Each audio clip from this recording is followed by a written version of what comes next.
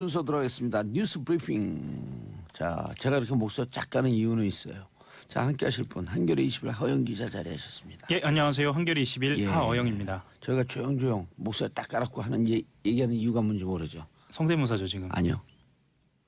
학생들 시험 보고 있기 때문에 조용해야 돼요. 조용히. 지금 이 시각은 쉬는 시간입니다. 쉬는 시간이 끝나고요. 예. 다음 수리 영역. 외국어 영역할 때 수학이죠, 수학. 예, 외국어 영역할 때 듣기 때문에 더 조용해야 돼요. 조용히. 조용히 하세요. 조용히. 이렇게. 그렇죠. 예. 영어 영역으로 바뀌었대요. 외국어 영역이. 그렇죠. 예. 예. 일단 여진이 발생하지 않은 것은 참으로 다행이고요. 앞으로도 절대 발생하지 않도록 좀 그런 바람을 좀 가져야겠습니다. 예, 여진 다행이에요. 지금 시험 끝날 때까지 예. 땅의 신이시여 고정하소서. 진짜 절대 안 됩니다. 예. 자, 김관진 구속 11일 만에 석방? 오늘 실시간 검색어가 김관진일 정도로 그만큼 관심이 많죠.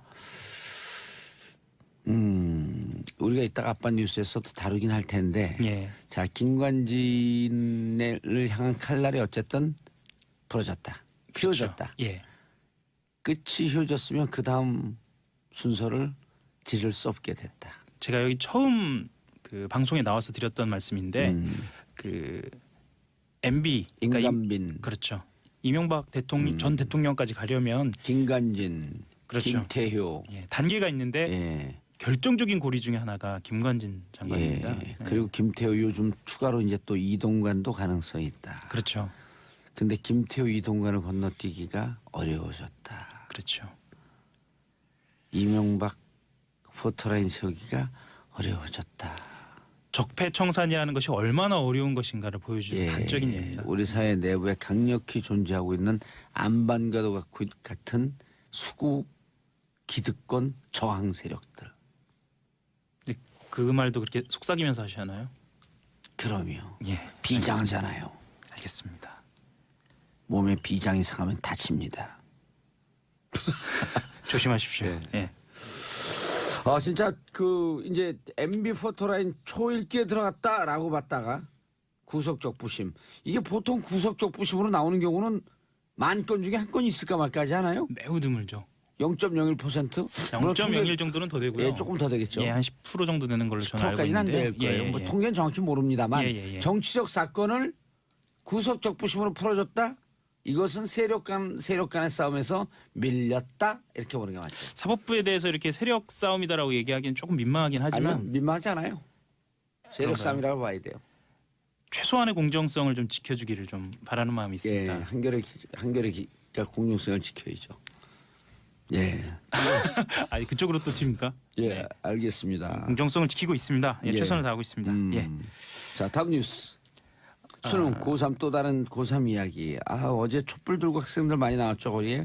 특성화고 실습생 이민호 군의 죽음. 이민호 군 이야기가 예. 하나둘씩 알려지면서 정말 안타깝기 그지없는데요. 원래 특성화고 진학을 할 때 부모님 몰래 진학을 했다고 그래요. 왜요?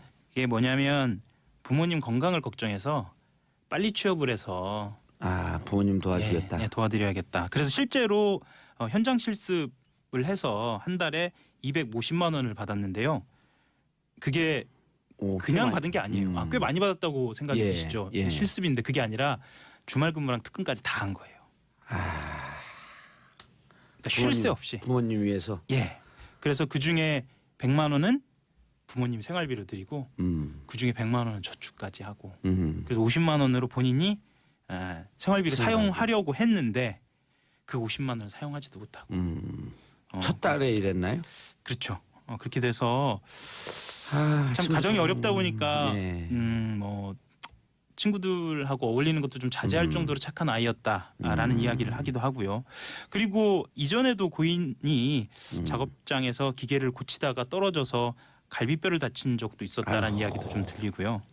그럼에도 불구하고 아주 성실하게 직장에 나갔다고 그래요. 그리고 지금 현장 상황도 좀 속속 전해지고 있습니다. 예. 현장 상황 속속 전해지고 있는데요. 원래대로라면 규정상 현장 실습을 지도할 능력을 갖춘 담당자를 배치하고 예. 그 옆에 누군가가 있어야 한다라는 규정이 있는데요. CCTV가 공개가 됐죠. 예. 그런데 현장에 혼자 있었고요. 상당 기간 동안 혼자 고통 속에 그렇게 일부 실려간 모습까지 공개가 됐습니다. 좀 안타까운 사연이죠. 말하자면 다른 고3 이야기입니다. 지금 수능을 치르고 있는 고3 학생들도 있지만요.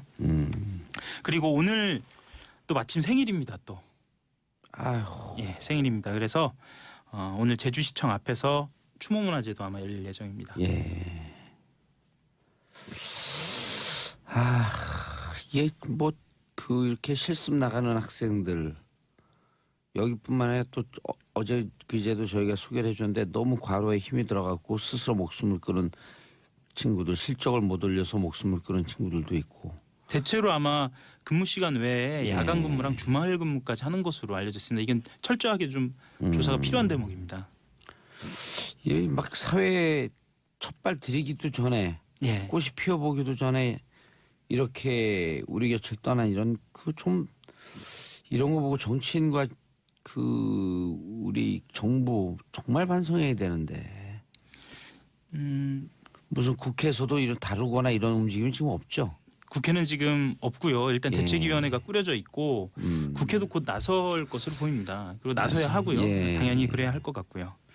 제주 지역의 국회의원이 세 분 다 민주당 출신들 아닌가요? 맞습니다. 예. 맞고요. 실제로 제주도 내에서는 21개 시민단체가 공동 대책위원회를 꾸리기도 했고요. 예. 좀 발빠르게 움직이고 있는 것으로 그렇게 보이고 있습니다. 시민사회운동단체도 움직여야 되지만 정치권이 움직여줘야죠. 정치권이 움직여야 실효적인 대책이 나오죠. 그럼요. 예. 손은 아침부터 가슴에 피눈물이 나네요. 손은경님 어떡해요. 그래 효자들인데 피도 못하고 마음 아픕니다. 8672님 노동 현장에는 노동만 있을 뿐 노동자는 없습니다. 사람은 없다는 말이죠. 사람다운 사람이 먼저다. 대통령의 말씀인데 여전히 사람은 없다. 아유 가슴이 아픕니다.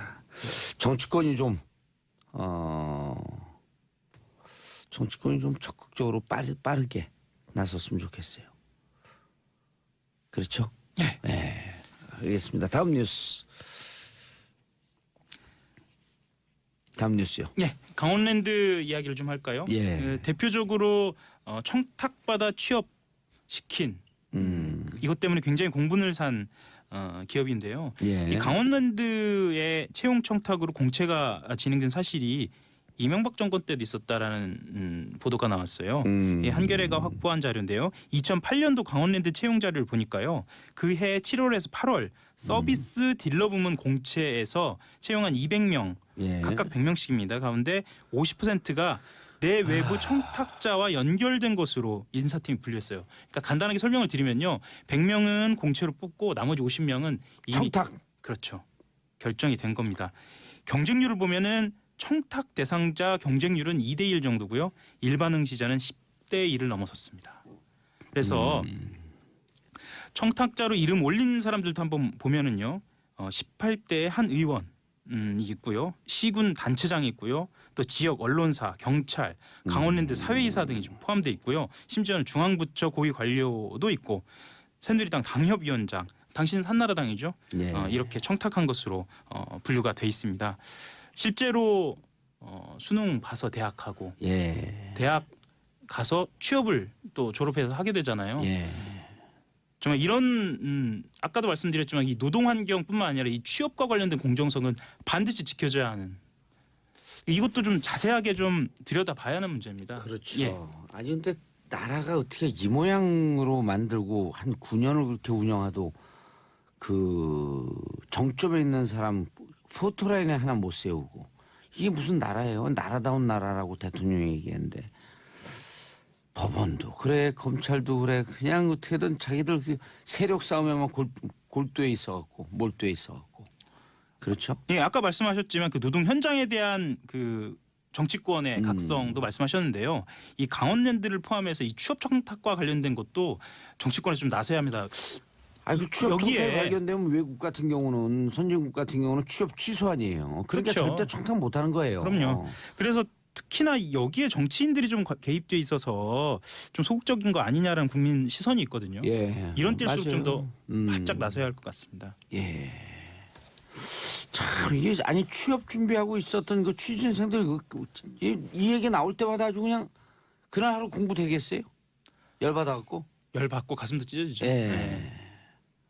도대체 그리고 이렇게 해놓고 이런 거예요.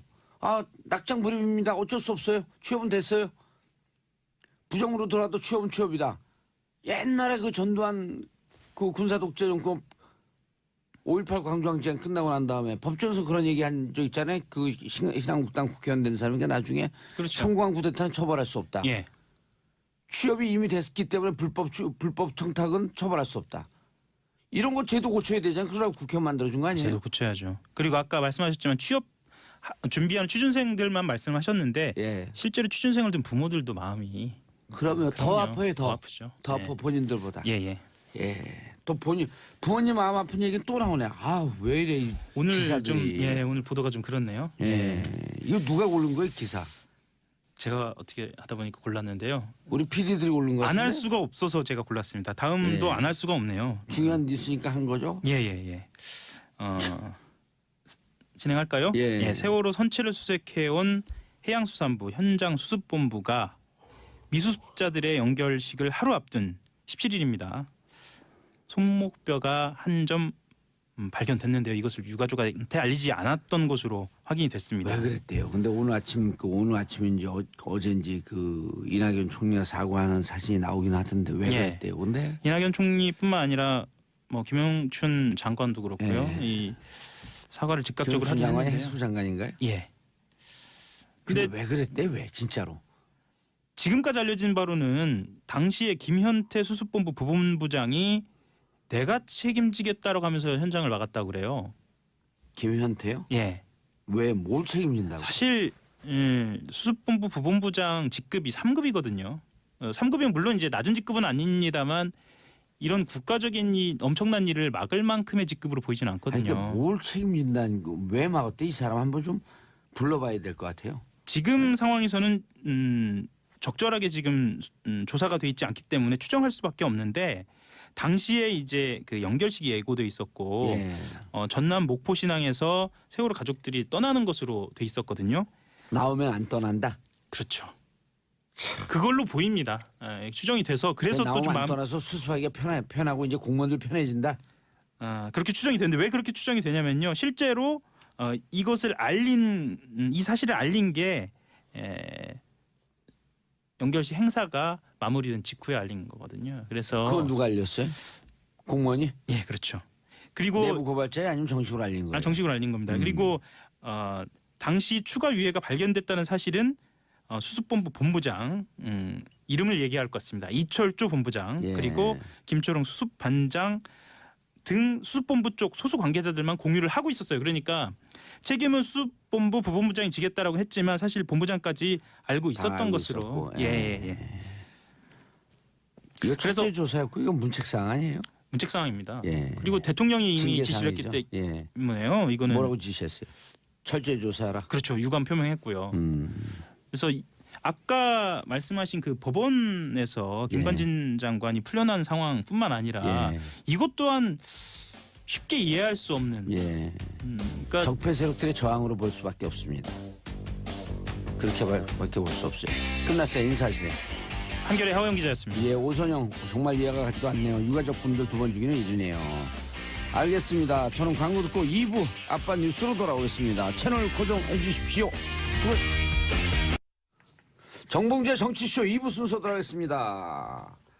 자, 남자들이 욱시글거리는 아빠들의 왕수다. 아빠 뉴스 정인설 한국경제신문 기자 자리하셨습니다. 안녕하세요. 정인설입니다. 예, 오늘 반갑죠. 네, 어제가 소설이었나요? 그랬던 것 예, 같습니다. 어제가 소설이고 오늘 설설 기자네 사람들이 눈이 오니까. 다들 정인설. 제 이름 들으면 눈사람인 줄 알아요. 예. 인설이라고 해서. 인설. 사람인 줄 알았더니 눈사람이었다. 그러네요. 예. 사람이 제 눈설자. 그러니까 눈사람. 눈사람처럼 생겼어요. 눈이 2개 있는 거 보니까. 나 이제 자, 그리고 손소 변호사님. 네, 안녕하세요. 예, 자리하셨습니다.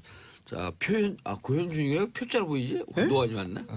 고현중 기자, 고현중 만평 작가 네, 안녕하세요. 고현중입니다. 예. 자, 샵 1035 문자 보내주시기 바라겠습니다. 9025님, 여긴 천안인데 첫눈이 펑펑 내려요. 3620, 여기다 님자를 붙이면 안 되네. 그렇죠. 번호, 핸드폰에다 님자 붙이는 거 아니야? 3620 소유자님. 쓰시는 분. 네. 쓰시는 네, 님. 3620으로 문자 보내신 분. 이 커피 나오셨습니다고 같은 거죠. 이거. 너무 그렇죠. 커피 나오셨습니다. 3620 봉도사님 여기는 뿅택 눈이 펑펑 내려요.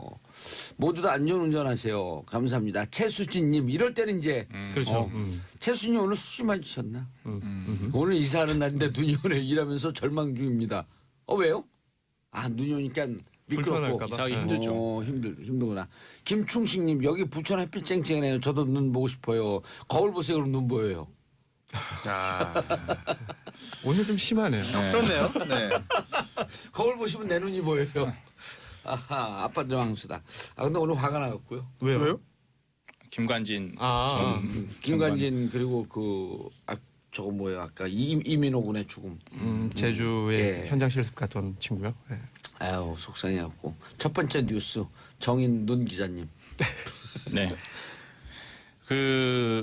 어제 다 보셨을 거예요. CCTV 기순한 JSA를 통해서 기순한 북한 병사의 동영상을 봤을 텐데 저는 바로 등 뒤에서 한 그렇죠. 2m, 3m 앞에서 조준 사격을 하는 그 장면을 보고 정말 다들 놀랐을 거예요. 그럼에도 불구하고 그때 못 맞힌 것 같아요.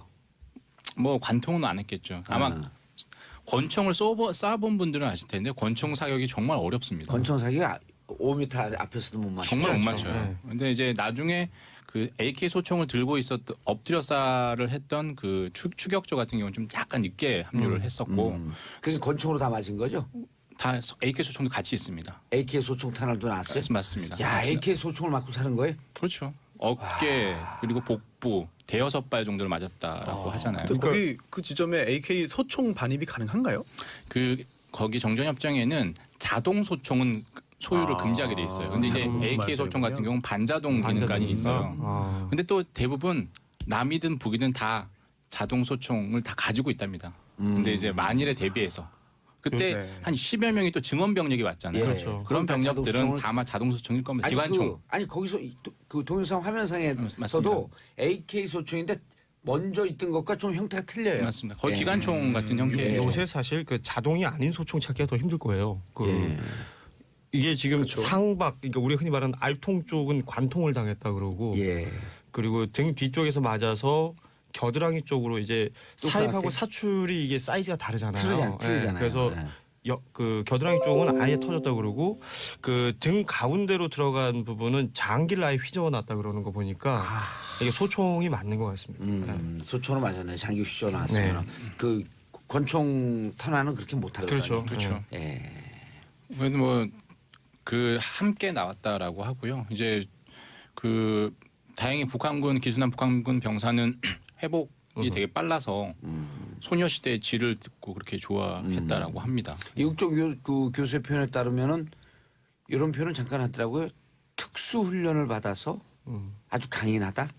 25세 건장한 청년이고 미남이다 이렇게까지 얘기를 하더라고요. 그러니까 판문점 근처에서 운전병이라고 할지라도 훈련을 강도 높게 받은 친구 같아요. 그렇습니다. 뭐 운전병을 추정을 하고 있는 거죠 지금. 그리고 이제 자기도 운전했습니다라고 하는 얘기를 했다 그러잖아요. 맞습니다. 근데 아주 긴 거리에 오는 동영상을 왜 이제서 공개했냐? 여러 민감한 예민한 부분이 있어서 그렇습니다. 이게 2번 연기한 끝에 어제 공개를 했거든요. 작전상, 보안상 이렇게 뭐 좀 안 보여야 될 부분도 있고, 그리고 국민들이 되게 궁금해하는 거 어디까지 공개할 것인가. 6분 57초였는데 이것도 자르는 것도 그렇겠죠. 편집 기술부터 정말 우리 어떤 작전이 노출되지 않는 범위 내에서 다 공개한 거거든요. 그래서 저는 어제 놀라운 게 저쪽에서부터 차가 전속력으로 달려오잖아요. 엄청 빠른 속도로 중간에 본 다른 북한군 병사들이 튀어나오면서 뒤를 쫓아오고 그래요. 그냥 맨발로. 근데 그거를 계속 추적을 하고 있었다라고 하는 게 그 CCTV를 인위적으로 조작하는 게 느껴지잖아요. 수동 조작했다라고 하는 걸 인정했잖아요. 그러니까 어마어마한 정보력인 거예요. 그 아내를 진짜 이 개미 한 마리 그 어떻게 다니나 하고 샅샅이 조사하고 있었던 다 거지. 둘러보고 있는 거죠. 예. 계속 그걸 보고 있는 그런 병력도 있을 것 같아요. 그렇죠. 그 그렇죠. 임무를 띄고 당연히 있는 있죠. 교대로 하면서. 아니, 그러니까 예를 들어 우리 지금 그 보는 라디오로 우리 청취자분들 우리 보잖아요. 이제 시청자분들이 이런 거랑 똑같은 거예요. 우리가 뭐 하는지 다 알고 있잖아요. 네. 부끄럽네요. 안녕하세요. 아니 우리가 더 부끄러워. 모자 이상하게 쓰고 헬멧을 쓰려면 제대로 쓰고 네, 또 모자는 5년 전에 산 모자니까 그 썩지 않았어요 아직? 네, 괜찮아요. 한 2번 빨았어요. 우리가 어디까지 뭘 얘기하다 여기까지 왔죠? 그 공개가 너무 늦은 거 아니냐. 아 공개. 이렇게 뜸을 들였냐. 예. 왜 뜸을 들였냐? 그래도 뭐 그동안 궁금해했던 게 한 2가지였던 것 같아요. 이제 북한군이 넘어왔냐. 그리고 넘어왔다 싹 들어가더라고요. 예, 거기를 아는 거잖아요. 그죠? 알죠. 본인이 당황해서 네. 와 보니까 넘었네라고 당황해서 황급히 다시 뒤돌아가더라고요. 돌아갔죠. 진짜 황급히 느껴지더라고요 정말. 네. 내가 국어책에서 황급이라고 하는 표현을 배우고 네. 아 저게 황급이구나 라고 하는 거 네. 체감한 게 어제 처음이었어요. 아. 진짜 황급 이러다가 황급히. 오 그러더니 또 한 번 슬쩍 네. 돌아보더라고 진짜 넘었는지. 그러니까 자기가 넘었는지 안 넘었는지를 확인하는 거잖아요. 예. 그죠? 그 군사분계선이 정확하게 날지가 않거든요. 그러니까 서로 대략 그어진 게 아니라서. 전봇대와 옆에 있는 건물 그 사이 정도로 그걸 보이는데 기계적으로 알고 있었던 것 같아요. 그게 있었고 그다음에 이제 남쪽을 향해서 예. 총탄을 쏜 것 이게 정전협정 위반이었다는 위반이죠. 거죠. 예. 아주 여실히 드러났죠 어제 영상으로. 그렇죠. 그리고 이제 우리 측 JS 대대장이 그 북한군 병사를 같이 구출해 오는데 작전에 합류를 했냐 안 했냐, 즉 포복을 같이 했냐 안 했냐 이것도 상당히 논란이었는데 그게 우리들끼리 우리들끼리 논란이었었는데 논란이었죠. 정말 이 온라인에서 군 전문가들 얘기 들어보면요. 3인조일 때 얼마, 4인조일 때 얼마 이렇게 하고 이건 논란의 거리가 안 되는 거예요. 군에 갔다 온 사람이면. 아니 3명이 다 기어갔다가 어디서 그 총탄 날아올 줄 모르는데 들어가면은 어머해이죠. 그럼요. 후방에서. 오히려 대대장이 정말 앞장서서 포복을 했다면 그게 대대장의 그게 더 임무를 문제예요. 제대로 안 한 거죠. 예. 네. 다 각자 역할과 임무가 있는 건데. 그럼요. 사람들이 따라해야 그러니까 대대장이 진짜 포복했고 하게 되면 뭐 처음엔 잘했다 그러면 좀 지나면 대대장이 정봉준가 그래요. 왜냐면 관종? 그리고 또 일부 언론에서 이렇게 말했습니다. 제보를 받았는데 예.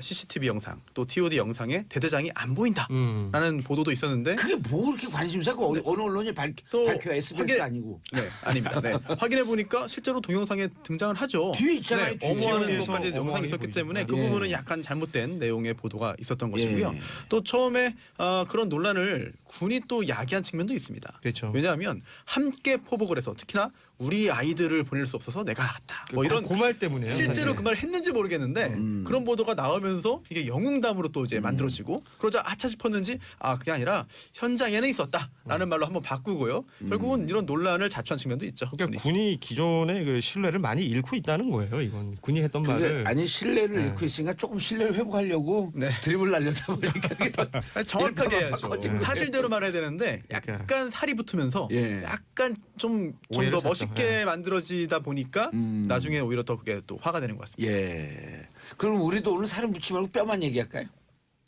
가능하시겠어요? 아니 이미 손수호 변호사 살을 많이 붙여. 그런가요? 네. 아까 우리 살 얘기했잖아요. 고기. 네. 나눔 설렁탕. 그렇습니다. 자, 근데 북측에 항의해야 되는 거 아닌가라고 하는데 이거는 우리가 할 얘기가 아니잖아요. 아니 항의를 하고 이제 재발 방지 대책에서 회의를 하자라고 했는데 네, 정전협정위원회에서. 그렇죠. 네. 근데 그 이미 북한은 정전 협정을 무효를 선언했거든요. 2013년에. 그리고 또 흔히 얘기하는 한라인 있잖아요. 전화, 직통 전화 이걸 끊었습니다. 그렇죠. 그래서 지금 어제도 당신네들 유엔협정, 군사협정, 정전협정 위반이라고 육성으로 얘기했고 그걸 이제 어디에 북한 마이크를 통해서요? 그렇죠. 원래 학성기를 통해서 하다 어제는 그냥 바로 예. 사이가 얼마 안 되니까 육성으로 얘기했고 그걸 비디오로 찍어가서 니들은 들었다라는 걸 서로 이제 입증을 한 거죠. 그러니까 우리 듣는 청취자분들께서 이게 남북 관계 이렇게 통으로만 이해하지 마시고 어떻게 이해해야 되냐면 지금 우리가 북하고 무슨 뭐 얘기하려고 그러잖아요. 그럼 확성기 있잖아요. 거기다 대고 얘기해요. 이거 참 이명박근혜 정부 때 한라인 다 끊어버린 거예요. 그러니까요. 그러고 와서 지금 뭐 외교가 어쩌고 안보가 어쩌고 그 9년 동안에 5.23 조치 그 김황자 씨인가 박왕자. 네. 두 개 다 한 거네.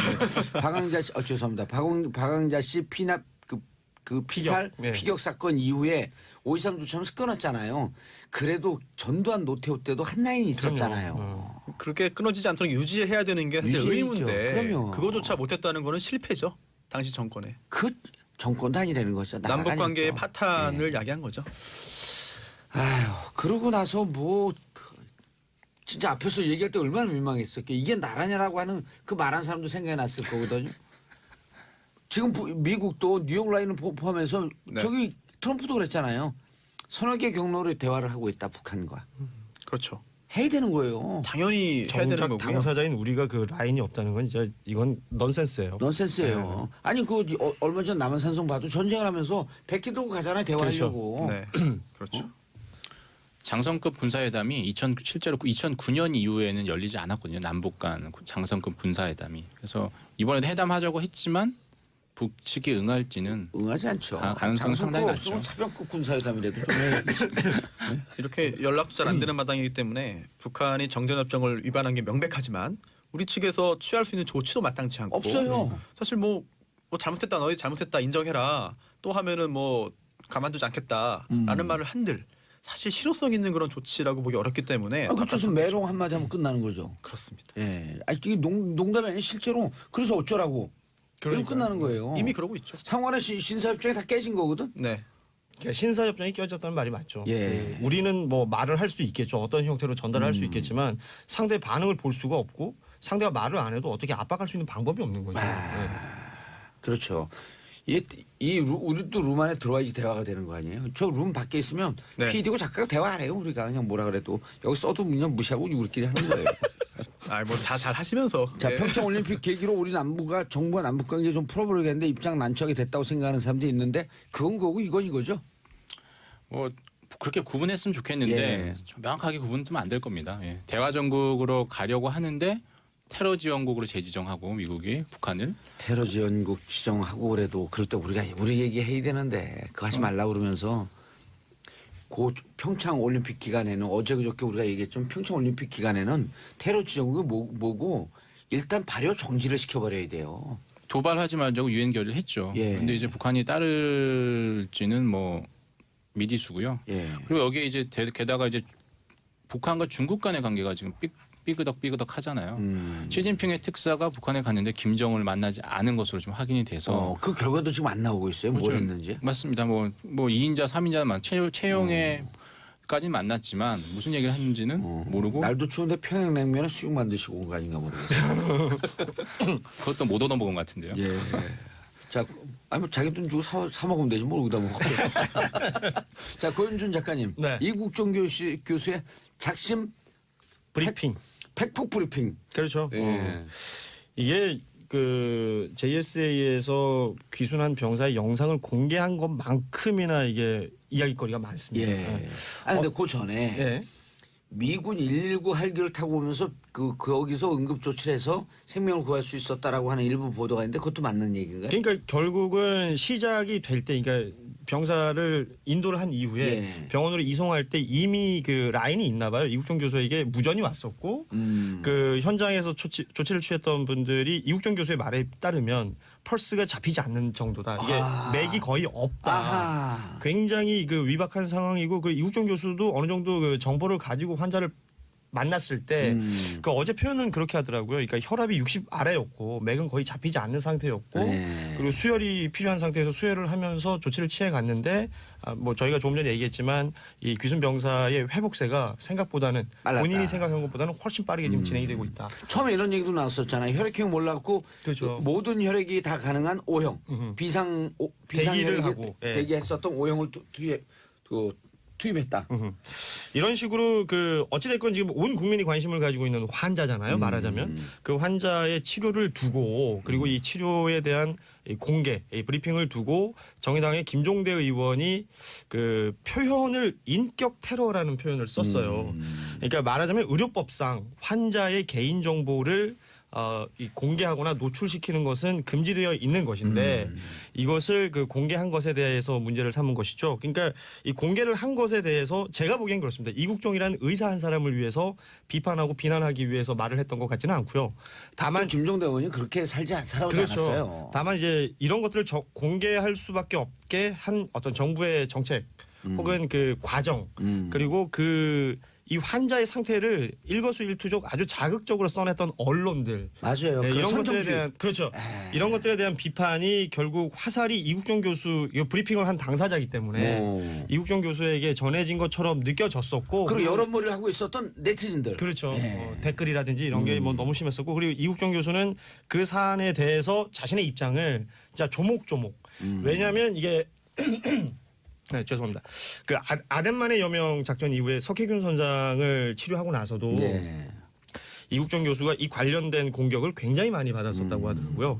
그러니까 예를 들면 석혜균 선장 같은 경우는 그 의료 정보를 거의 공개를 하지 않았답니다. 그러니까 살갗이 노출되는 것을 이게 본인도 꺼려해서 그 엑스레이 사진만 보여줬었는데 언론에 브리핑할 때 당시에 그걸 두고 의료계 내부에서 심각한 부상이 아님에도 불구하고 이국종이라는 의사가 대단한 처치를 한 것처럼 언론 플레이를 하고 있다. 아 본인이 좀 뜨려고. 그렇죠. 그런 비난들이 있었다라는 거예요. 어허. 그러니까 이국종 교수는 얼마나 억울하겠습니까? 그러니까 이 부분에 대해서 이번에도 그런 상황이 벌어질 것을 염려해서 진짜 말 그대로 작심 브리핑을 해 나갔던 것이죠. 그리고 그 안에서 지금 자극적인 표현들 뭐 기생충이라든지 뭐 변이라든지 손은 이러지 마세요. 이런 것들 때문에 왜 이래 손을.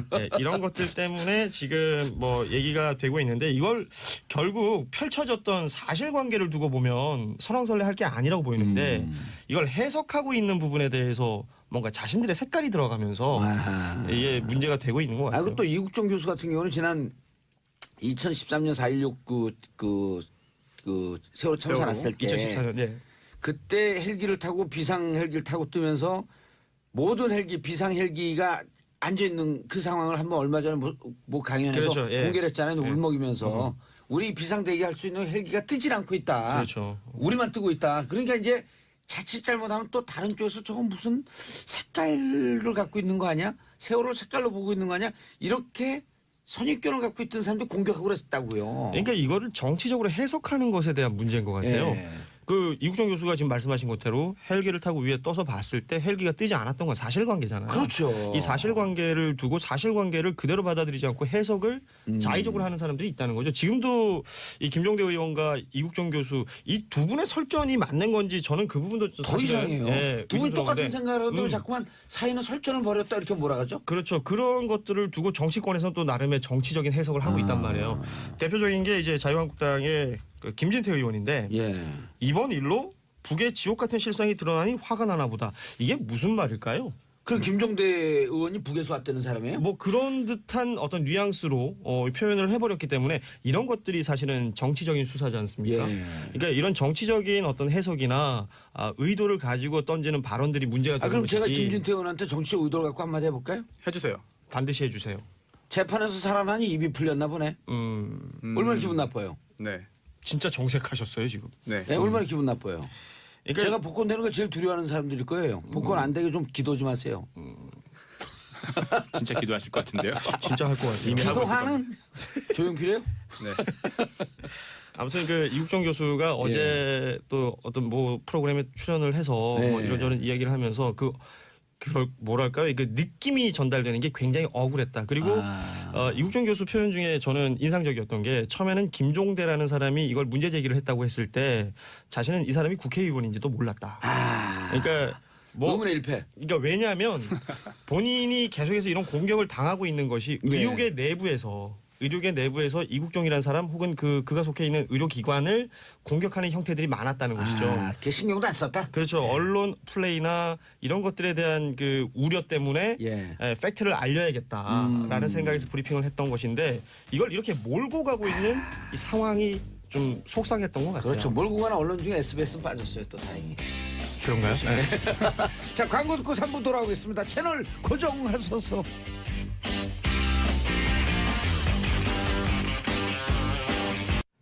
정봉주의 정치쇼 3부 순서 들어가겠습니다. 자, 이국종 교수에 대해서 말씀을 나누다가 말았는데 그냥 끝낼까요? 조금 더 할까요? 조금 더 조금 더 해야 될 있을 것 필요가 같아요. 있겠죠. 네. 왜냐하면 외상센터의 어려움에 대해서도 호소했단 말이에요. 그러니까요. 우리 이게 의료계의 구조적인 응급 환자에 대한 구조적인 문제.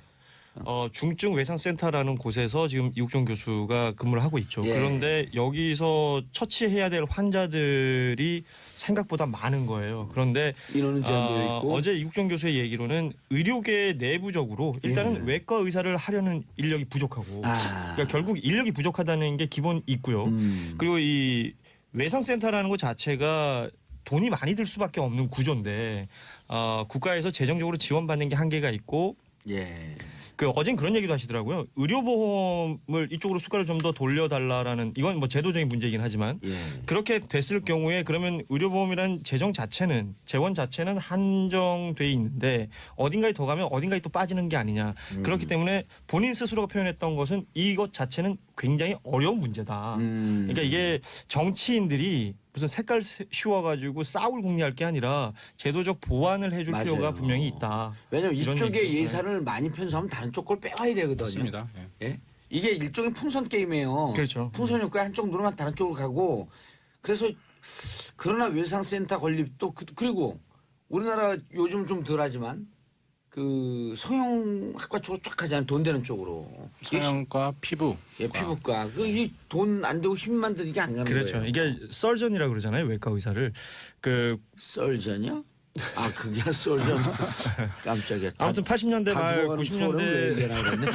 초반까지는 의대에서 외과 의사를 지망하는 학생들이 굉장히 많았었다고 해요. 그런데 그 이후에 성형외과가 분과가 되고 그게 돈이 되고 이러면서 대부분의 의대 학생들이 성형외과를 일지망을 하게 되고 실제 외과 의사들은 나오질 않는답니다. 어제 이국종 교수도 혼내고 싶어도 혼낼 후배 전공의들이 없다. 혼내면 가니까 또. 예, 뭐 그런 얘기를 하시더라고요.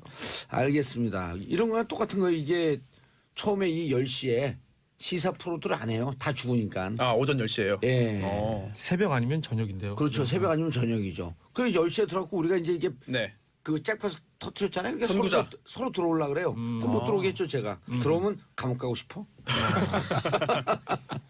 여기서 완전히 개척을 한 거예요. 네. 그 CNN에서 취재 오려고 그러는데 오지 말라 그랬어요. 바쁜데 뭐 오냐고.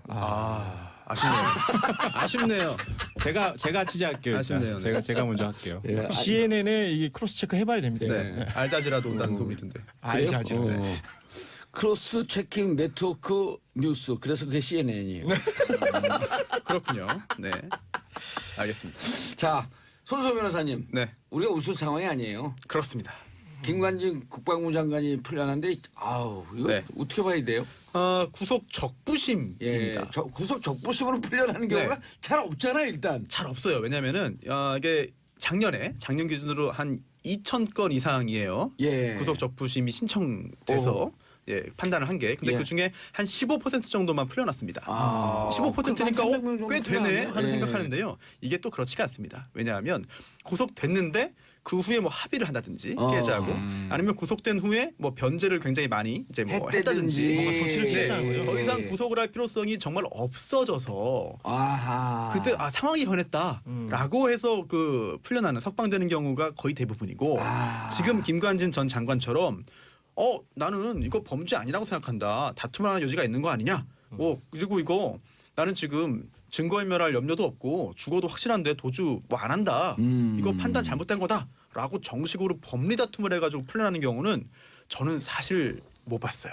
잘 보기 어려워요. 그래서 그래도 우리에게 큰 그 하나의 역사적 이벤트를 줬네요. 못했던 걸 했으니까. 그렇습니다. 물론 굉장히 여러 사람에게 이게 되는구나 하는 그런 신선한 그런 뉴스를 주긴 한 건데 신선하네요. 그건 신선하지 네. 않아도 돼요. 그런 네, 건. 하지만 지금 검찰이 이렇게 말을 했죠. 오늘입니다. 오늘 이제 그 중앙지검 2차장 검사가 말을 했는데요. 약간 좀 당황을 한 것 같습니다. 그러면서 이번에 그 구속 적부심을 거쳐서 석방이 됐지만 우리는 이렇게 본다라고 했는데요. 이미 김관진 전 장관이 이제 그 사이버 활동 결과를 보고받고 지시한 사실을 시인했다라고 말을 해서 일부 언론의 보도와 좀 다릅니다. 일부 언론은 이게 김관진 전 장관이 보고서를 받으면 이게 그 V자라고 하나요? 체크하는 표시가 있잖아요. 이걸 했대요. 근데 이게 검찰은 이거를 확인을 하고 지시를 한 걸로 판단한 거고 반면 김관진 전 장관 측에서는 아니다. 이건 내가 그냥 보고를 받았다는 거를 말하는 거지 내가 지시한 증거는 아니다라고 해서 그 부분에 있어서 좀 이제 법리적인 그런 그 판단의 여지가 남아 있다. 이렇게 본 것 같고요. 또 하나는 네네. 김관진 장관은 이것은 대북 심리전 활동이다라고 주장을 하고 있잖아요. 네네 그렇습니다. 네. 단순히 이제 북한에 대항해서 한 것이지 이게 뭐 검찰은 국내 그런 거 그런데 아니다. 정치 개입이다. 네. 이렇게 보고 있는 거고요. 그렇습니다. 그리고 또 검찰이 또 이렇게 말을 했습니다. 오늘 이 같은 혐의로 이미 김관진 전 장관의 당시 그 부하였던 그 임모 이제 국방부 정책실장이 구속된 상태였고. 뭐 임관빈. 네, 다 말해야 되나요? 네. 그럼 다른 걸 뭘 임모? 알겠습니다. 심지어 또 이제 여기서 정모 기자 여기 앉아 계시네. 이런 그렇네요. 똑같은 거예요. 그렇군요. 심리전 단장도 실형을 선고받은 상태인데 이게 군이라는 게 사실 절대적인 상명하복의 그런 그 구조잖아요. 그렇다면 이게 누군가 지시를 한 거다. 그렇다면 적어도 김관진 전 장관의 지시는 있었을 것이다라고 지금 검찰은 판단을 하고 있고 또 하나 지금 여러 차례 이 국정농단 관련해서 구속영장을 청구했지만 검찰이 법원에서 기각된 적이 굉장히 많이 있습니다. 그런데도 김관진 전 장관에 대해서 영장이 발부가 됐거든요. 그러면 적부심에서 그 받아주면 안 되는 거죠. 물론 다른 판사가 판단하는 거기 때문에 결과는 다를 수가 있는 것이죠. 그런데 검찰 입장에서는 김관진 전 장관에서 수사가 그치는 게 아니라 그 윗선 당시의 대통령에 대한 수사를 하기 위해서는 이 구속된 상태에서 치밀하게 파헤쳐야 되는데 그게 한번 제동 걸린 것에 대해서 굉장히 당황하는 것 같고요. 심지어 상식적으로 납득하기 어렵다라는 말을 했는데 이게 구체적으로 이제 그 활자돼서 보도가 될지는 모르겠습니다. 또 하나 이렇게 구속 적부심을 통해서 김관진 전 장관이 석방이 됐는데요. 그러면 다시 영장 청구해서 다시 구속시키면 안 되냐라고 생각할 수가 있는데 한 사안에 대해서. 네, 이게 또 그렇지가 않습니다. 형사소송법 214조의 3에요. 재구속의 제한이 있는데요. 이제 구속 적부심 결정에 의해서 석방된 경우에는요. 동일한 범죄 사실에 관해서 재차 구속하지 못한다라는 규정이 있습니다. 그렇다면은 불구속 상태로 수사를 해서 기소를 해야 되는 상황에 검찰이 처하게 되겠습니다. 알겠습니다. 근데 김태효는 지금 이래서 그런지 부르지도 못해요. 누구요? 김태효? 뭐 사실 김 전 장관을 전략기획비서관요? 구속해서 수사하면서 뭔가를 더 찾아내고 압박을 해서 불러야 되는데 MB 대통령 수사에는 그러면 영향을 미치겠죠. 미치겠죠. 수사의 의지가 진짜 꺾일 미치겠네. 수도 있고 수사 의지가 꺾이지 않더라도 수사에 있어서 걸림돌이 될 것 같습니다. 아니 어제 한 그 사회학과 전공한 교수한테 잠깐 여쭤봤더니 이렇게 얘기를 해요. 이게 적폐청산이 이렇게 힘든 겁니다. 왜냐하면 우리 사회에 저항하는 수구 세력도 이렇게 많습니다. 요소에. 그래서 제가 이렇게 표현했어요. 수구 세력의 독자적 활동을 하고 있는 외로운 늑대들 아니냐. 외로운 늑대라고 하면은 혼자 판단해서 혼자 그럴 수 있죠. 내가 대변인이다. 내가 그렇죠. 대표자다라고 생각을 해서 이렇게 밀고 들어오다 동하는 거지. 이렇게 밀고 들어오다 나한테까지 칼끝 조지 않을까? 그럴 수 있죠. 이런 사람도 있는 거죠. 그러니까 본인들이 가지고 있는 기득권을 놓고 싶지 않은 거죠. 옛날이 좋았다. 과거가 좋았다. 이거 여기서는 상식이나 정의나 도덕이나 없는 이런 것 같아. 것들은 아예 마비가 되는 거거든요. 알겠습니다. 샵 1035 단문 50 짧은 문자 50원 긴 문자 100원 문자 보내주시고요. 자 황희진님 수험생들 화이팅 지진 없이 무사히 수능 시험 잘 치렀으면 좋겠습니다. 1519님 대전에 첫눈이 와요. 도로가 하얗게 덮였어요. 오늘 수능 보는 울 고3 학생들 모두 화이팅입니다. 그렇죠. 그 화이트 크리스마스 눈이 오고 있으니까 진행 중이잖아요. 그렇죠? 그렇죠. 하얀 거 눈이 오는 것이 계속 오고 있다. 진행 중을 영어로 화이팅. 그렇군요. 알겠습니다. 점점 일이 커지네요. CNN 불러야겠네요. 이거. 자 다음 뉴스. 지금 2교시 수학 영역 시험 중이에요. 그렇죠. 진행이 되고 있고 예. 뭐 수학이나 선택한 거에 따라서 이제 뭐 국사를 시험 칠 수도 있는 것인데 지금 이제 수학 능력 평가 시험이 오늘 진행이 되고 있습니다. 일주일 연기가 돼서 진행이 되고 있는데 포항 지역의 지진 영향으로 뭐 지난 일주일 내내 수험생들도 고생이 많았을 테고 뭐 수험생의 가족들 그리고 뭐 이제는 보도가 많이 됐습니다만 그 감금되어 있던 출제위원들 뭐 모두 고생이 많았는데 오늘 지금 시험이 진행이 되고 있고요. 오전에 그 출제위원들이 이제 일종의 그 문제들의 성향에 대해서 브리핑을 했어요.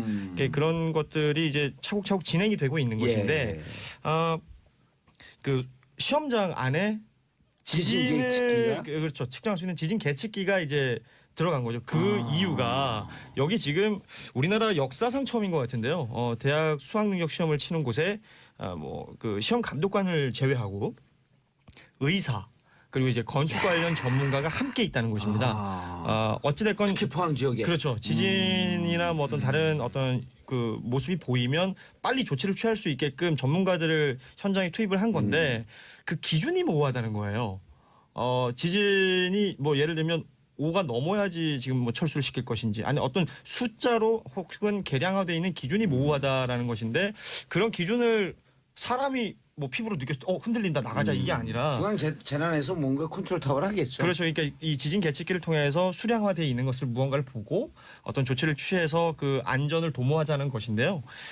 결과적으로는 현재까지는 어떤 뭐 여진이나 어떤 문제 없이 정상적으로 진행이 되고 있다고 하는데 혹시 모를 상황들을 대비해서 준비를 하고 있는 것이고 지금 포항 지역의 그 지진 이후에 4개의 고사장이 그 위험에 처해졌었기 때문에 그 고사장이 아닌 다른 곳에 시험을 치고 있는 바뀌었죠. 예. 네. 그럼에도 불구하고 또 포항 지역에 뭔가 있을 수 있기 때문에 예비 고사장을 인근 뭐 경북 영천이라든지 경주라든지 다른 지역에 또 지금 준비를 해놓고 있다고 해요. 예. 그래서 오늘 수능을 치다가 뭔가 문제가 생기면 수험생들을 모두 한 곳에 집결시킨 다음 예비고사장으로 이동을 해서 시험을 친다라는 그 계획까지는 세워놓고 있는 거거든요. 그럼 그분들은 그동안의 시간을 멈추는 거예요? 그렇죠. 예. 그러니까 시험에 어떤 불이익이 없게끔 시간차로 시험을 볼 그렇죠. 수 있게끔. 그리고 그러려면 또 문제가 유출이 되면 안 될 거기 때문에 그런 부분들을 모두 신경을 써서 교육당국에서 진행을 하고 있다라는 얘기입니다. 알겠습니다. 자, 수능에 대해서도 할 얘기가 많지만 이런 거 주제 하나 줘도 하루 종일 얘기할 텐데. 그렇죠. 이게 결국은 우리나라 수능이 딱 하루잖아요. 예. 이 대학을 가는 것이 하루에 모든 게 결정되고 어찌 보면 누구는 인생을 이 하루에 결정한다라는 얘기를 하는 사람들도 있는데 그래서 이 시험 제도에 대한 어떤 문제 제기하는 분들이 많습니다. 그래갖고 또 비교과 영역 만들었고 그 수시로 했더니 그것도 비교과 영역에 대해서 학원을 10군데를 다녀야 돼요. 그렇죠. 학원 네. 전문가시니까 또 잘 근데 아시잖아요. 그렇다 해도 정말 시험 하루, 시험 하나에 모든 걸 결정하는 거는 사실은 옳지 않죠. 예전 스타일이기 때문에 지금 이제는 탈피하고 벗어나야 됩니다. 그래서 문제은행식으로 했고 1년에 한 서너 번, 두세 번 이렇게 봐서 자기가 원하는 택하는 그렇죠. 토플, 토익 다 그렇잖아요. 네. 계속 시험 받고 좋은 점수로. 그렇죠. 그래서 그게 이제 문제은행식으로 돼야 되는데 그렇게 교육부장은 잘하겠죠. 근데 지금 대학 갈 수 있는 방법이 뭐 한 3,000가지 정도 된다라고 하잖아요. 그러니까 컨설팅을 그렇게 많이 한다는 건데. 그러니까 수시라는 게 생겨서. 일단 수시 비교과 영역으로 해갖고 학종이라 하죠. 학종. 학생 종합평가. 이게 학교 갖고 선생님들한테 2, 3년 전에 그래서 어떻게 돼요? 그러면 학교 선생님이 학원 가서 상담하세요. 사실 이게 불가능한 거예요, 상담이. 우리나라 국민들이 시험에 대한 어떤 그 신뢰성 또는 시험, 옛날 과거제도죠. 과거제도가 도입됐다만 해도 신선한 혁명 아니었습니까, 사실은? 그렇죠. 혁신적인 과거제도가 제도였죠. 있다는 그런데 지금은 이제 그런 시절은 아닌 것 같고 또 시험이라는 게 뭔가 객관적인 또는 믿을 수 있을 만한 다른 여러 가지 그런 기준이 없을 때 신뢰, 사회에 대한 사회 전체의 신뢰가 낮을 때는 그래 다 버리고 객관성 하나만 가지고 판단하자라고 하는 건 의의가 있죠. 그런데 지금은 그렇게 해가지고는 지금 시절에 맞는 인재를 뭐 발견할 수가 없는 거죠. 근데 입학사정한제를 우리가 현역 때 참여정부 때 만든 거거든요. 그 제가 제일 앞장서서 만들었는데 이번 기회를 드려서 사과드리겠습니다. 그게 하버드대 입학사정관이 500명이에요. 그러니까 1년 내내 학생들 찾으러 다닙니다. 한 학교예요. 한 대학에 400명에 500명 되고 그래서 그 인력이 어마어마하죠. 어마어마한 거예요. 그리고 거기에 대학의 운명을 거는 거예요. 왜냐하면 좋은 인재, 그다음 전국 균형 선발, 중요하죠. 좋은 인재라고 하는 것은 성적을 절대 뽑지 않습니다. 제가 하고 싶은 얘기가 바로 여기 있는 건데요.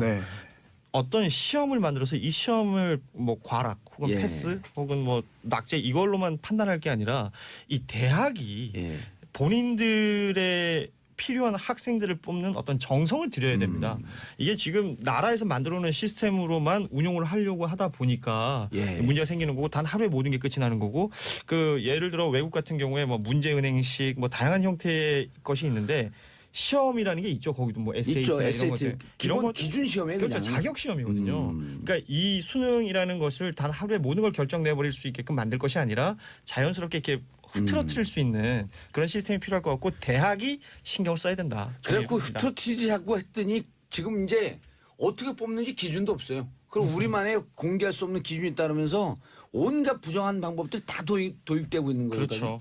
그래서 뭐 테니스장에 흙 깔아주고 들어가는 애들도 있고, 뭐 이게 말 사주고 들어가는 애들도 그럼요. 있고, 뭐 이런 얘기들이 자꾸 나오는 거지 않습니까? 예. 참, 그래 이게 그 우리나라는 이 시험 때문에 아유 시험 잡는 대통령 사람 나오면 대통령 100년 해도 되는데. 힘들죠. 교육. 알겠습니다. 다음 뉴스. 정희석 기자님 구글이 빅브라더 야욕을 드러냈다. 이거 오래전서부터 나온 얘기인데요. 맞습니다. 이게 지금 처음이 빅데이터 아니에요. 갖고. 처음이 아닙니다. 이게 원래 2010년에도 구글이 스트리트 뷰, 그러니까 거리 지도 만들 때 불법적으로 위치 정보 서비스를 이용했었고 이번에는 이제 위치 기반 서비스를 하는 애플리케이션을 깔지 꺼놔도, 않아도 꺼놓고 꺼놓아도, GPS 기능을 꺼도 심지어 초기화를 해도 그 사람의 이용자의 위치 정보를 다 가져갔다는 거죠. 불법적으로 몰래. 어? 그러니까 이건 훔쳐봤다는 거 아닙니까? 그렇죠. 어떻게 사실 되는 거? 이게 그 이론이 어떻게 되는 겁니까? 그러니까 보통 우리가 뭐 앱 위치 기반 서비스 하는 게 이제 뭐 맛집을 이용 내 주변의 맛집을 검색하려면 그 위치 기반 서비스 앱을 하거나 그렇죠. GPS 내가 기능, 어디 위치에 있다라고 하는 게 알려줘야 될 거 GPS 아니에요. 기능을 켜야 되죠. 제가 허용을 해야 되는 거잖아요. 근데 GPS 기능 끄고 심지어 앱도 지워버리고 그리고 심지어 초기화를 해도 나의 위치 서비스가 그대로 노출이 됐다는 거죠. 그럼 이 핸드폰에 뭔가 이게 장착이 돼 있다는 그렇죠. 거 아니에요? 예. 디바이스 자체가 움직이면 이 모든 것이 기록이 남고 이걸 구글에서 불법적으로 나의 어떤 동의 없이 수집을 해버렸다는 거죠. 아니 하드웨어적인 겁니까? 소프트웨어적인 겁니까? 소프트웨어적인 거죠. 그럼 부착이라기보다는 설치가 돼 있는 거네요. 그렇죠. 구글의 설치가 안드로이드 되는 거죠. 이미 뭐 세팅이 다 돼 있다고 OS에 하죠. 예. 그런 기능이 있는 거죠. 볼 수 있는 기능. 그건 우리가 어떻게 할 수 없는 거죠. 구글에서 서비스를 하는 거니까. 아 그러면 그거는 핸드폰 우리나라에 있는 그 여러 큰 회사들이 있잖아요. 제조업자. 그 제조업체도 사실은 그 소프트웨어를 사서 장착해서 만들어 파는 건데 알지 않았을까요? 제가 어제 재밌는 얘기 들었는데요. 미군 부대가 있는 곳에 드론을 날릴 수가 없다. 근데 그 이유가 드론 소프트웨어나 드론들이 대부분 중국제이기 때문이다. 그 미군 부대 이제 어떤 그 뭐야 저 퍼밋을 받으려고 서류를 했는데 드론을 띄우는 걸 못 띄우게 하는 것이 아니라 중국제 제품이 들어간 것이면 안 된다라는 거예요. 그 이게 안에 뭔가 있을 수 그렇죠. 있다라고 하는 위험성 때문에 이게 그러네. 이 디바이스들이 이게 뭐 휴대전화든 아니면 요즘 워낙에 IT 기계들이 많으니까 이 안에 뭐가 있는지 우리는 모르잖아요. 그렇죠. 근데 이런 것들이 어떻게 활용되는지 그들끼리는 아는 것 같아요. 그러니까 이거 무서운 거예요. 실제로 중국에서 만든 휴대전화 안에도 정말 모든 걸 다 가져갈 수 있는 그런 게 설치되어 있다. 이런 이야기들은 공공연하게 지금 나돌고 있고 또 일부는 확인되고 있는 상황이거든요. 기술은 누구나 쓸 수 있는 것 같아요. 어려운 기술은 아닌 것 같아요. 소치 동계올림픽 때 네. 그 푸틴이 모든 핸드폰 모든 그 전화 이런 데다가 법을 통과시켜 95년도에 법을 통과시켜 갖고 셋탑박스를 설치하게 돼 있어요. 그냥 합법적 감청. 그럼 미국 선수들 거기 참여하는데 미 정부에서 선수들에게 다 경고문을 날려요. 핸드폰이나 이런 걸 하게 되면 너희가 원치 않는 정보가 다 러시아로 들어갈 것이다. 그래가지고 러시아가 아주 조직적으로 도핑까지 했잖아요. 그때 약물까지. 그렇죠. 네. 아니 그런데 이 핸드폰 구글 서비스를 쓰는 순간 내 모든 데이터가 다 털리는 거 아니에요.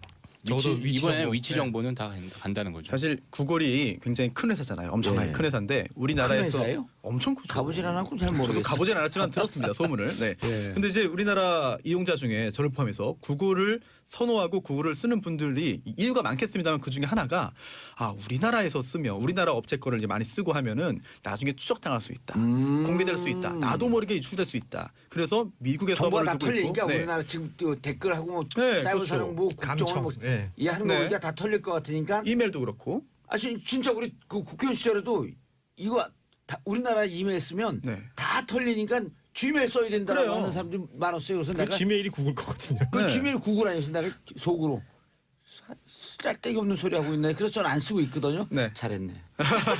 결국 그런 생각에서 구글을 좀 선호하는 사람들이 많이 많아요. 있는데 특히 그 영 제너레이션 20대 때.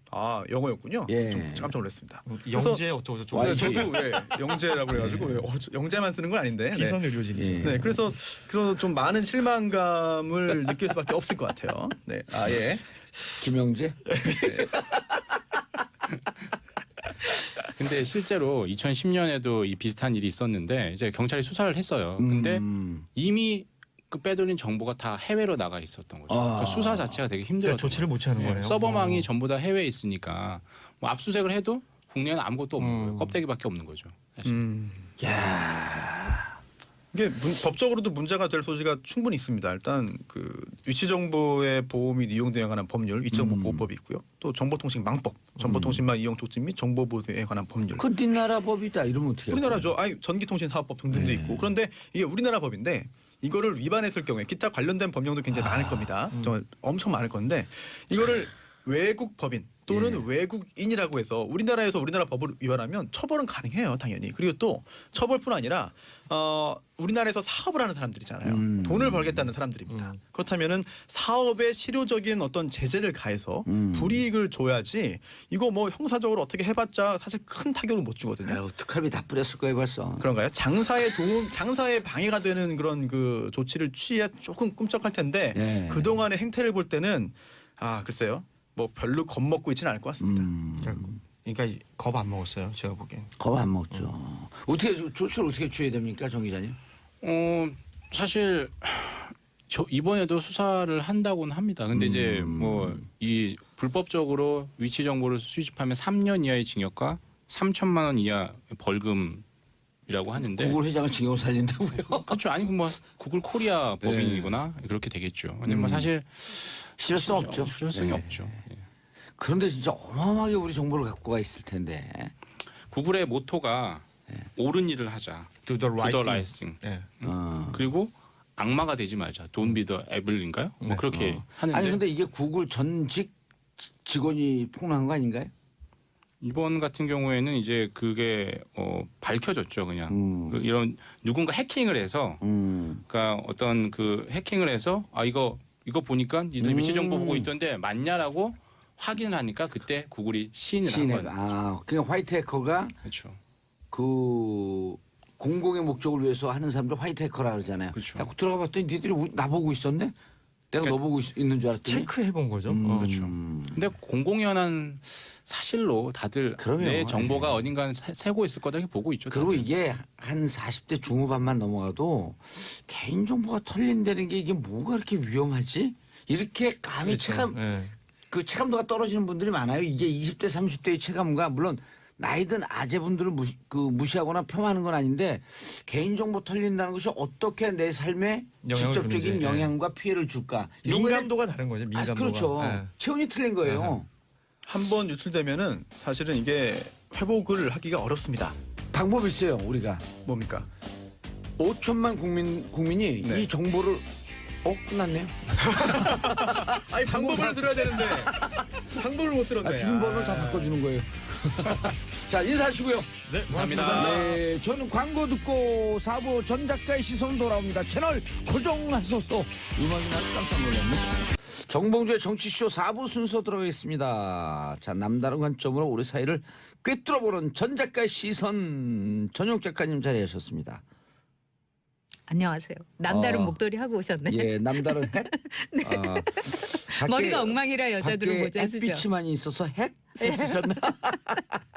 머리가 엉망이어서 예. 햇. 자, 이영경님 대전에 첫눈이 솜방울처럼 마구 내려요. 방송하고 있는 여기 목동은 아직 아니고요. 네. 그리고 아까 대전도 햇볕이 쨍쨍이라 그랬던 아니 대전이 아니라 인천 햇볕이 쨍쨍이라 그랬던 것 같은데 지역마다 좀 틀린 것 같습니다. 그렇죠. 넓은 나라예요. 예, 대한민국이. 넓어요. 진짜 엄청 넓어요. 근데 이 넓은 나라에 몇 안 되는 인구 중에 네. 또 몇 안 되는 20대 친구들이 미국을 강타하고 있다? 그렇죠. 우리 오늘 독특한 BTS. 아이템을 갖고 오셨어요. 네. BTS. 오늘 이제 수능 날이잖아요. 예. 근데 참 수능이라는 게 전국적인 행사고 저 역시 이제 아이를 가진 엄마로서 우리 아이가 이제 그 고등학교를 검정고시로 이제 마치면서 대학을 안 가겠다고 그러는데 제가 너무 가슴이 아파서 이건 엄마의 가슴이 아파서 애보고 점수에 상관없다 수능 한 번만 받아오 그래서 저희 아이가 수능을 본 적이 있어요. 근데 이제 물론 그 대학은 안 갔죠. 뭐 못 간 거라고 남들은 그러겠으나 그렇지만은 이제 이 수능에 대해서 저도 그동안 생각이 바뀐 거예요. 예. 선택이 될 수가 있다. 근데 이제 의무가 될 필요 없는 그렇죠. 거죠. 근데 이번에 방탄소년단들은 이제 수능을 안 본 친구들이고 또 이 친구들이 다 그 뭐 다는 아니지만 그중에는 아주 굉장히 뛰어난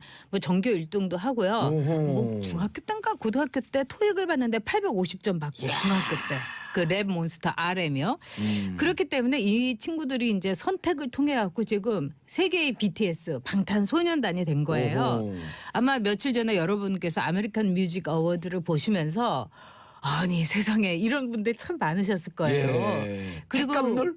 그렇죠. 와. 그리고 우리나라에서 사실 그 뭐 방탄보다는 빅뱅이나 뭐 그 엑소라든가 이런 친구들이 예. 더 이제 귀에 익은 인기인데. 분도 예. 많으실 거고. 근데 이 방탄이 세계적인 이제 특히 미국에서 이렇게 엄청난 데뷔를 하는 이런 과정은 우리가 굉장히 그 경영학적으로도 또 정치학적으로도 그러니까 마케팅적으로도 예. 또 정치학적으로도 어떻게 해서 이렇게 엄청난 파워를 이미 갖고서 미국 본무대에 진출했는가 이런 거는 우리가 한번 짚어보고 생각해 볼 만한 훌륭한 거리예요. 미국의 그 20대, 네. 30대도 보이는 남녀 네. 화이트, 블랙 모든 사람들이 한국식으로 응원하는데 깜짝 놀랐어요. 그렇죠. 7명 멤버의 이름을 처음에 BTS 그러다 7명 이름을 나와갖고 나오자마자 7명 이름을 한국말에 쫙 그러는데 그렇죠. 뭐 소름이 돋더라고요. 전국은 사실 발음도 안 되는데 막 전국 난리가 났고 그다음에 중국이라고 이제 안 그래서 천만 다행이네. 그리고 이제 그 수가라는 친구가 있어요. 예. SUGA. 예. 근데 이게 이제 슈가가 아니라 수가인 거예요. 수가. R이 없고. 그래서 이거를 또 미국 애들이 이제 유튜브에 보면은 어떤 애가 슈가라니까 노노노 수가 이렇게 이제 고쳐주는 얘기도 예. 있어요. 그만큼 이 방탄소년단이 갖고 있는 뮤직 파워 이거는 단순히 음악적인 상업적인 파워가 아니라 대한민국의 파워라고 할 수도 있어요. 예. 어떻게 이렇게 터졌어요? 이 방탄이 터지는 그 과정은 굉장히 그 특이해요. 일단 소년단은 자기 자신들을 흑수저 아이돌, 자영업자 아이돌이라고 그래요. 또는 중소기업 아이돌이라고 그럽니다.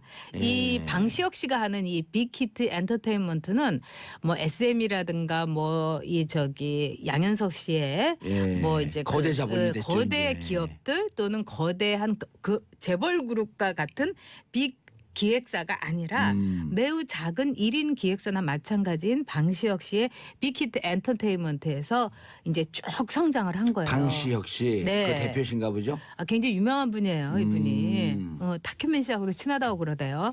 네, 근데 이 사람이 이제 말하자면은 뭐 서름도 많이 당하고 이러면서 세계적인 그룹을 한번 내가 키워보겠다 이래 가지고 방탄의 SNS를 통해 가지고 그 외국에다가 개인 SNS도 많이 활용을 하고 이래서 오히려 방탄의 국내 팬보다는 외국에 있는 친구들이 그걸 먼저 알고서 그 방탄 노래가 나오면 그걸 막 그 스페니쉬로 또는 포르투갈로 또는 뭐 영어로 뭐 일어로 뭐 중국어로 해가지고 이미 자막을 입혀가지고 다시 유튜브로 올라오는 거예요. 이래가지고 한번 이들의 춤과 또 이들의 노래를 보면은 다들 이제 반하게 되니까 그게 그냥 순식간에 퍼지고 그래서 거의 7년 만에 성공이다 이렇게 보는 거죠. 데뷔한 지 7년 됐어요? 그렇죠. 거의 7년이라고 그러니까 봐야죠. 우리 귀에 준비 기간부터. 익숙해진 지가 오래됐는데. 네, 그렇죠.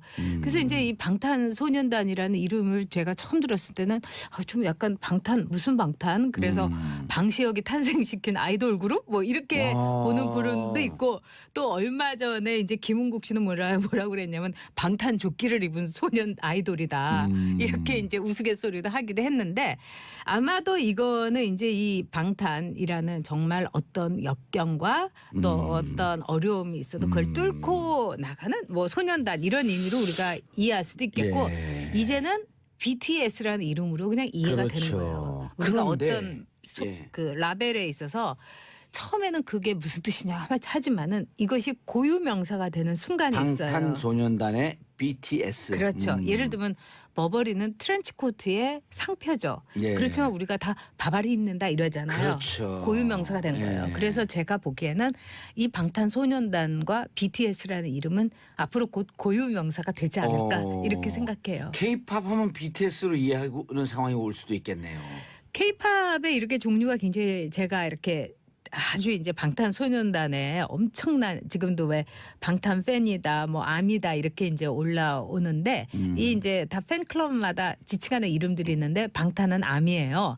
네. 근데 이제 아미? 네. 이게 이제 뭐 제가 보기에는 이제 친구라는 프랑스어에서 온 것 같기도 하고 또 아미라는 군대 용어처럼 정말 방탄 아미 막 우리 이렇게 군인이다 함께. 그렇죠. 동지. 그런 게 이제 올 수 있는 건데 이 방탄소년단의 이런 이 활동이나 이런 거는 아주 이 이유가 분명해요. 이들이 성공한 데는 실패한 데는 이유가 잘 모를 수도 있어요. 사실은. 그렇지만 성공한 데는 분명한 이유가 있어요. 분명한 이유가 있는 아이돌이다. 이렇게 볼 수 있죠. 알겠습니다. 자, 샵 1035 전 작가의 시선과 함께 하는데요. 오늘 따끈따끈하고 트렌디한 아이템을 갖고 오셨어요. 김현정님 31살 방탄팬 아미입니다. 통해요. 우리 방탄 너무 자랑스럽습니다. 우리 방탄 성공할 줄 알았어. 크크. 맞아요. 그러나 우리 방탄이란 말이 딱 꽂히네요. 네. 우리 BTS. 네. 근데 세계의 BTS죠 이제. 음악이 좋은가요? 일단 노래를 잘하고 그다음에 이제 7명이 다 칼군무라고 잘- 해갖고 에. 네 아니요 7명이 다 잘하진 않아요. 거기서 이제 뭐 랩 담당이 있고. 네 그렇죠. 예. 2명은 또 이제 자기는 이제 춤 너무 못 춘다 이래가지고 양날개라는 이제 애칭을 갖고 있는 두 친구도 있고 그런데 기본적으로 댄스와 이 음악 전달력 예. 이 실력이 매우 뛰어나고 굳이 이제 말하자면은 마이크로 직접 노래할 수 있는 능력이 있는 거죠. 다들 이제 립싱크하지 않고. 그렇죠. 그리고 오. 이제 두 번째로는 아메리칸 어워드 거기서도 립싱크 안 아는 했나요? 거예요. 와, 네. 근데 립싱크한 것처럼 깔끔하게 나와요. 그러니까요. 그 얼마나 긴장했겠어요. 그리고 그 댄스를 하면서. 그러니까요. 그래서 굉장히 실력 있는 아이돌이다. 그러니까 피나는 이제 노력을 한 거죠. 댄스를 하는데 이 호흡 소리 하나도 안 들려요. 네. 그래서 저기 가서도 립싱크를 돌렸나? 네. 저는 조금 아쉬운 게 그 DNA가 물론 이제 그 AMA의 수상곡이긴 하지만 제가 좋아하는 노래들을 했으면 더 방탄스러움이 살았을 거다 이런 아쉬움은 있지만은 방탄의 다른 노래. 네, 굉장히 좋은 노래들이 많아요. 또 이제 거기서도 호응이 있지만 완전히 그 AMA를 그냥 뒤집어 놓을 수도 있는 뭐 반쯤은 뒤집어 놓았지만은 확실하게 뒤집어 놓을 수 있는 모르는 사람조차도 그런 노래가 있는데 일단은 노래와 춤에 매우 출중함이 있고 두 번째는 이들이 쓴 그 가사가 10대의 정서와 20대는 물론이고 우리 같은 이제 중년 세대까지도 관통할 수 있는 간절함, 절실함 그리고 진중함이 있어요. 가사를 직접 썼나요? 거의 직접 썼어요. 오호. 그리고 뭐 예를 들면은 이제 아주 거의 팔도에서 다 모였어요. 전라도도 있고 전 아까 뭐 흑수저 아이돌, 자영업 네. 아이돌. 이게 가슴에 딱 와요. 그래요. 예. 근데 전국에서 모였는데 이 친구들한테 제가 감동한 거는 꼬인 게 없어요. 그리고 지역 감정도 없어요. 그래서 저는 요즘 들어서는 우리나라의 미래에 대해서 굉장히 걱정스러웠고 우려가 돼요. 여러 가지로 인구도 그렇고 북핵 문제도 그렇고. 근데 이 친구들을 보면 잘할 수 있지 않아? 우리나라 굉장히 잘 될 수도 있어 하는 워낙 뛰어난 민족성이 있으니까. 뭐 그렇다기보다는 이들과 젊은 친구들이 우리 생각보다는 괜찮게 자랐고 미래가 있다 이런 생각이 들고요. 예. 세 번째로는 뭐냐면 멤버 한 사람 한 사람이 굉장히 소탈한 인성과 그다음에 뛰어난 능력을 갖고 있어요. 제가 보기엔 능력이 있어요. 인성과 능력을 네. 갖고 있다. 그다음에 네 번째는 SNS 마케팅을 아주 100% 200% 정도 활용해가지고 네. 오늘에 이르렀다. 이거는 많은 우리 기업들도 한번 눈여겨 볼 만한 거예요. 앞으로 이제 물건을 팔려면 어떻게 팔아야 되나 이런 생각도 할 필요가 있죠. 예. 네. 정경숙님 40대 아줌마 아미입니다. 자식이 매달 딴 것 같은 자랑스러움을 느낍니다. 맞아요. 사랑하는 방탄. 이희경님 중딩 울딸이 죽고 못 사는 방탄. 이해 못했었는데 이젠 제가 더 찾아보네요. 역시 실력이 성공한다는 기쁜 사례입니다. 맞아요. 야, 진짜. 실력. 그러니까 네. 노래, 춤. 네. 그리고 실력이에요. 인성. 네. 그리고 인성이 더 덧붙여 있다 그러니까 너무 좋네요. 그렇죠. 봉도사가 뭐 다른 거 몰라도 인성은 좋잖아요. 갖고 있는 게 인성밖에 없습니다. 아니요, 실력도 방송 잘하세요. 근데 이제 이 친구들이 예. SNS를 참 활용을 잘해요.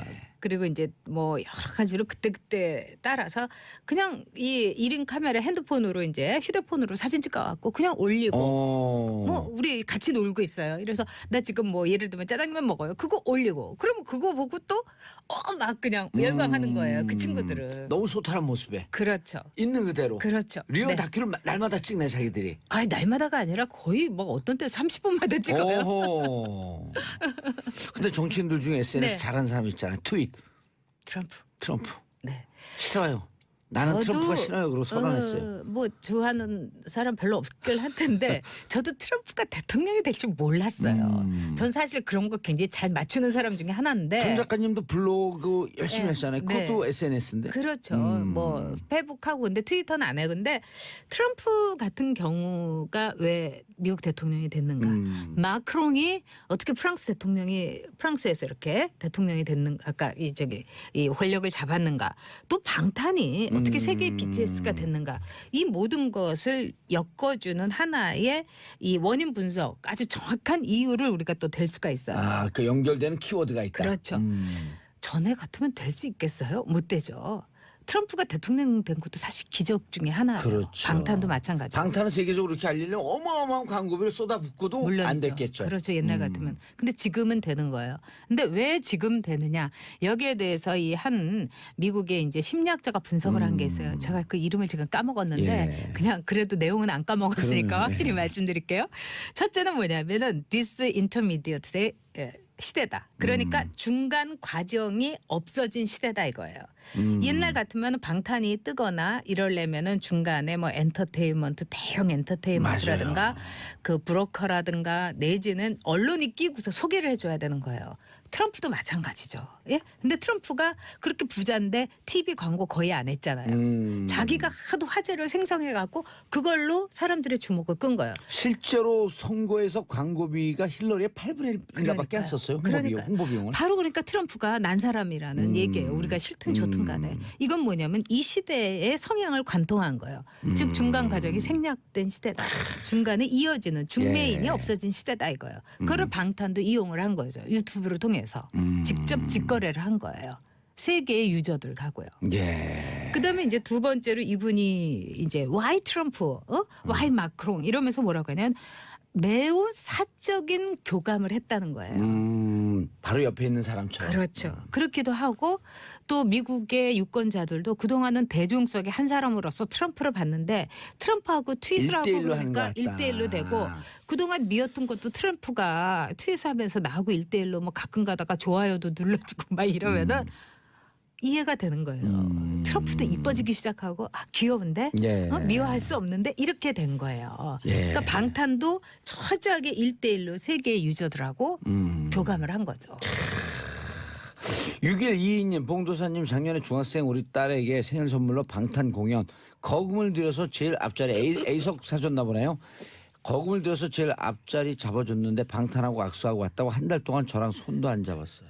이게 현상이에요. 야 놀라운데요. 네, 놀랍죠. 저도 전 작가님 말씀 들으면서 보내준 동영상을 이제 몇 번 보고 네. 유튜브에서 좀 찾아보고 네. 그런데 대단한 신드롬이더라고요. 저는 이게 신드롬이 아니라고 생각해요. 그래요? 싸이는 신드롬이었어요. 굉장히 그 독특하고 아주 그 익조틱하고 네. 그다음에 이러면서 우리가 눈을 둥그렇게 뜨고 싸이의 이제 강남 스타일을 막 따라도 하고 재밌었죠. 예. 재밌는 거예요. 근데 싸이한테는 어떤 특정한 한국적인 정서, 뭐 B급 정서 이런 게 있어서 그것이 관통된 거 예. 아니겠어요. 그런데 이제 방탄의 경우는 제가 볼 때는 어떤 음악이라는 또 소통이라는 보편성을 방탄은 가지고 있어요. 그래서 방탄은 단발성이 아니라 매우 꾸준히 한다. 오랫동안 장기적인 팬덤을 갖고 더욱더 확장할 거다. 저는 이렇게 봅니다. 방탄 포에버인데 근데 네. 저 이제 오늘 말씀 듣는 중에 다른 가수하고 이렇게 비교하면서 네. 제가 또 가까이서 본 가수들이 꽤 있거든요. 네, 네. 그분들이 간혹 결여되는 게 뭐냐면 능력으로 네. 승부한다라고 하는 것에 꽂혀 있는 나머지 인성 부분을 소홀히하는 경우가 많아요. 네, 네. 근데 네. 이게 인성이라고 하는 것도 타고난 인성도 있지만 본인이 끊임없이 그것을 개발하고 지키려고 노력할 때 만들어지는 거거든요. 그럼요. 네. 아니 선천적 인성이 좋은데 그걸 후천적으로 망가뜨린 사람도 있는가 하면 있어요. 선천적으로 안 네. 좋은데 끊임없이 갈고 닦으면서 네. 그래서 방탄소년단의 인성이라고 얘기하는데 탁 이게 느낌이 오네요. 이 친구들은 제가 보기에는 정말 구김살이 없고 그다음에 열등감도 없어요. 이 친구들 중에서 영어를 잘하는 사람은 그 랩 몬스터 요즘 RM으로 이름으로 바꿨는데 그러니까 이니셜로 바꿨는데 이 친구가 영어를 굉장히 잘해요. 그리고 또 노력도 많이 하는 것 같아요. 근데 이번에 이제 아메리칸 뮤직 어워드 끝난 뒤에 막 인터뷰를 하는데 이 친구가 이제 통역도 해주고 그래요. 하지만 통역을 하는 이 친구가 절대로 자기가 영어 잘한다고 내가 앞장서야지 그런 것도 없어요. 그리고 또 나머지 방탄 멤버도 그냥 자기들이 아는 영어 단어 꿰가지고 알아들어라 그렇게 얘기를 하는 거예요. 근데 그 자연스러움 어떻게 보면 거기서 우리가 모르게 미묘한 영어라는 권력을 가지고도 또 어른들은 쪼잔하게 또 막 그러잖아요. 맞아요. 얘네들은 그런 거 없어요. 그리고 저는 그 아메리칸 뮤직 어워드에서 정말 제 후배가 그랬어요. 변방의 언어로 미국을 이렇게 사로잡았다 이러는데 한국어로 막 얘기를 하잖아요. 노래하잖아요. 저는 그것도 참 감동적이었어요. 알겠습니다. 저도 방탄 아미가 될 것 같아요. 자, 전 작가님. 네. 너무 빨리 끝나면 안 되는데 어쨌든 이게 그 우리 사회에 어마어마한 지금 그 충격을 주고 있어요. 그렇죠. 그래서 미래 희망으로 오고 있다. 드디어 이제 한국이 명실상부한 선진국이 됐다는 생각이 들었어요. 즉 우리나라의 경제력, 하드 파워와 방탄의 문화 파워. 소프트 파워. 여기서 우리가 이제 스마트 파워로만 가면 됩니다. 알겠습니다. 전 작가님 인사하시고요. 네, 오늘 방탄소년단 이야기를 하면서 저도 저희 아들을 떠올렸어요. 우리 아들도 이제 미래가 있고 그다음에 수능도 이제 수많은 선택 중에 하나가 되는 알겠습니다. 그런 다양화의 사회로 가는 게 아닌가 싶어요. 알겠습니다. 저는 마지막으로 전 작가님이 추천한 방탄소년단 노래 피땀 눈물 들으면서 물러가겠습니다. 내일은 토요일 내일 금요일이죠. 내일 10시 5분에 다시 찾아뵙겠습니다. 평화를 사랑하는 대한민국 국민 여러분 감사합니다. 땡큐 피스 코리아 피땀 눈물